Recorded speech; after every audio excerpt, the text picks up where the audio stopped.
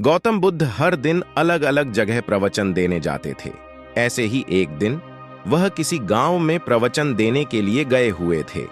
वहां पर वह लोगों को प्रवचन में यह बता रहे थे कि जीवन में क्षमाशीलता और सहनशीलता की बहुत बड़ी कीमत होती है। ये दोनों ही चीजें कीमती गहने के समान होती हैं। फिर बुद्ध ने धरती माता का उदाहरण देकर भी समझाया कि जैसे धरती माता इतने मनुष्यों का भार सहकर भी सहनशील बनी रहती है, ठीक उसी प्रकार से हम इंसानों को भी धरती माता से यह खास गुण सीखना चाहिए। धरती माता कभी भी क्रोधित नहीं होती है। ठीक उसी प्रकार हम मनुष्यों को भी क्रोध करने से सदैव बचना चाहिए। सभी लोग गौतम बुद्ध की बातों को ध्यानपूर्वक सुन रहे थे। सभी को उपदेश सुनने में बहुत आनंद आ रहा था। लेकिन उस सभा में शायद एक इंसान ऐसा भी था जिसे गौतम बुद्ध की बातों को सुनकर गुस्सा आ रहा था। वह आदमी अत्यंत क्रोधित दिख रहा था। उसे ऐसे क्रोधित देख दूसरे लोगों को परेशानी हो रही थी। वह अपनी जगह से उठा और खड़ा होकर जोरों से बोलने लगा कि बुद्ध, तुम ढोंगी बाबा जैसी बातें करते रहते हो। तुम लोगों को गलत बातें सिखाते हो। तुम्हारी इन झूठी बातों की वजह से लोग सही रास्ते से भटक रहे हैं। तुम ऐसे झूठे उपदेश देना छोड़ दो, नहीं तो तुम लोगों की नजरों में गिर जाओगे। जो तुम बातें बताते हो ना, वह बातें इस जमाने में बिल्कुल भी मायने नहीं रखती। उस व्यक्ति की ऐसी अपमानजनक बातों से बुद्ध को बिल्कुल भी बुरा नहीं लगा। बुद्ध तो अब भी सौम्य चेहरे के साथ हंसते हुए प्रवचन देने में व्यस्त थे। बुद्ध ने मन ही मन सोचा कि वह व्यक्ति कोई भटका हुआ युवक है। बुद्ध को इतना शांत देखकर उस युवक को बहुत अजीब लगा। उसने सोचा कि आखिर बुद्ध उसकी बातों का प्रत्युत्तर क्यों नहीं दे रहा है। अब उसे बुद्ध पर बहुत गुस्सा आने लगा। उसने अपनी बात दोबारा दोहराई, लेकिन बुद्ध ने इस बार भी कोई जवाब नहीं दिया। इस बार तो मानो जैसे वह क्रोध की आग में जल उठा। वह अत्यंत क्रोधित होकर बुद्ध के पास आया। उसने बुद्ध को अपशब्द कहे और अंत में बुद्ध के वस्त्र पर थूक फेंक दिया।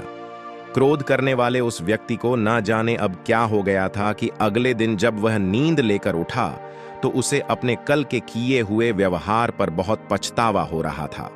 उसे अपने पर शर्म आ रही थी कि कल जिस तरह का व्यवहार उसने बुद्ध के साथ किया था वह कितना शर्मनाक था। उसने सोचा कि काश अगर वह कटु शब्द नहीं बोलता तो ज्यादा अच्छा रहता।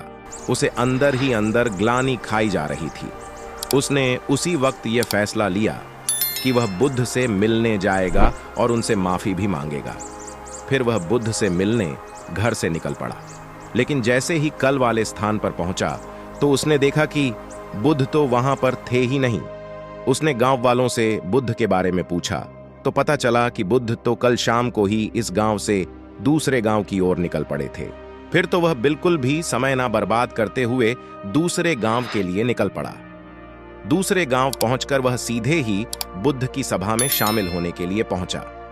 फिर जैसे ही बुद्ध का उपदेश खत्म हुआ वह तेजी से भागता हुआ बुद्ध के चरणों में गिर पड़ा। उसने बुद्ध से अपने किए हुए बुरे बर्ताव की माफी मांगी। बुद्ध ने कहा, उठो वत्स, तुम मेरे चरणों में ऐसे क्यों गिरे हुए हो? और सबसे पहले तुम ये बताओ कि तुम हो कौन? मैं तुम्हें पहचाना नहीं। उस व्यक्ति ने रोते हुए कहा, गुरुजी, क्या आप सच में मुझे नहीं पहचाने? मैं वही व्यक्ति हूं जिसने आप पर कल थूका था।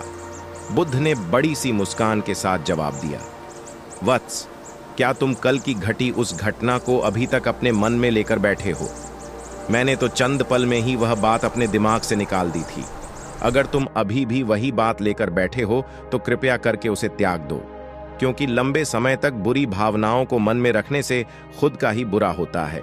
वह आदमी फिर से बुद्ध के चरणों में गिर पड़ा और बोला, गुरुजी, मैं प्रण खाता हूं कि मैं आगे से कभी भी गुस्सा नहीं करूंगा। मैं अपने हृदय में प्रेम और करुणा रखूंगा। मैं हर पल क्षमाशीलता और सहनशीलता के सिद्धांत को अपनाऊंगा। बुद्ध ने उस व्यक्ति को अपने गले से लगा लिया। वह हमेशा के लिए बुद्ध का शिष्य बन गया। लाइक, शेयर और सब्सक्राइब करना ना भूले। और अगर आपके पास कोई सुझाव है तो कमेंट बॉक्स में जरूर बताएं। नमो बुद्धाय।